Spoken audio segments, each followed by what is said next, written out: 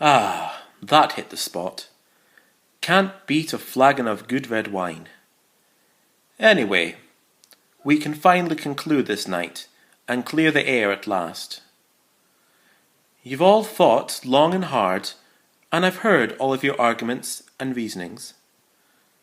But now I shall explain to you why most of them are actually a distraction from the real story of what happened to the prince.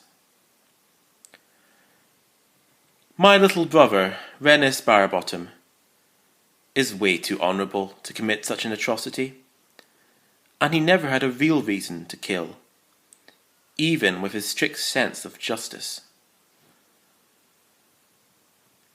Similarly, Lord Bob Stork, shamed by my son, held honour in such high esteem that he would never knowingly commit murder.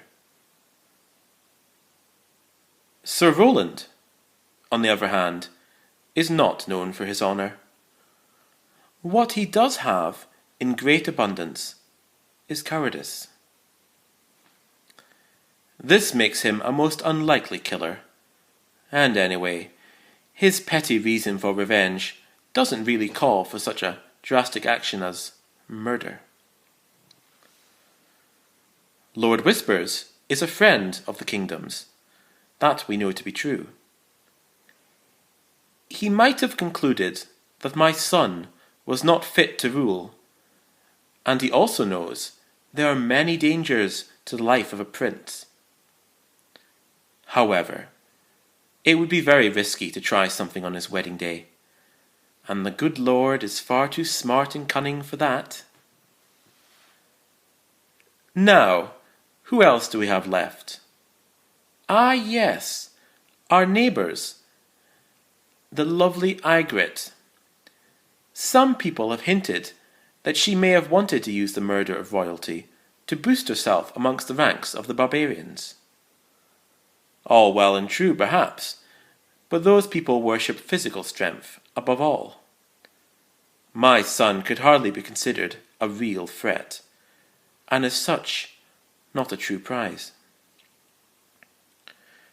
The priestess Melara, the lady in red, a devout priestess, made it very clear that Boffrey Barabottom was a big part of her plan to perform some grand magic.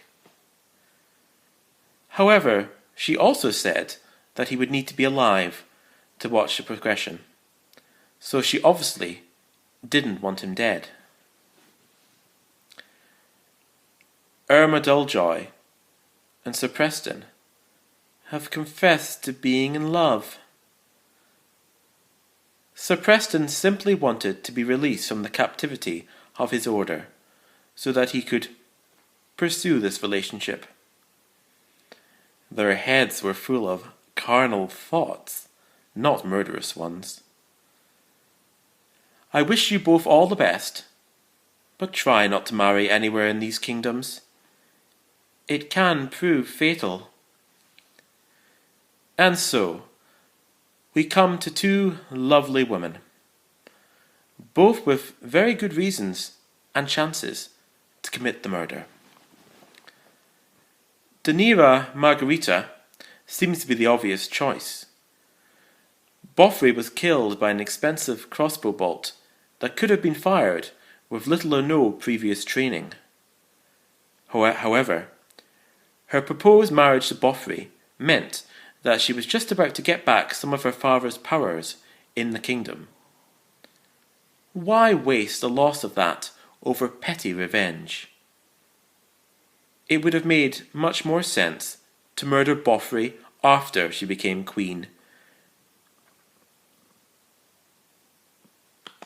and had some of the power over the kingdoms once again. Lady Quarrel, however, would never get to rule, even though she came close to becoming a princess herself. The decision of the Barabottoms to offer a marriage proposal to Daenerys Margarita instead made her extremely jealous and angry. So she started her plotting. The first thing she had to do was get rid of the guards and make sure they couldn't be witnesses. To that end, she obtained a very rare poison from far away. Danira actually saw her receive this package, and Marjorie had to lie, saying it contained vials of medicine. She took some poisoned wine to the King's Guard, and even made them feel at ease, joking with them while they finished the poisoned drink. Then, with them out of the way, she went to see the prince. The choice of using the crossbow was quite logical. It was the only ranged weapon that could be effectively used by someone with little fighting experience.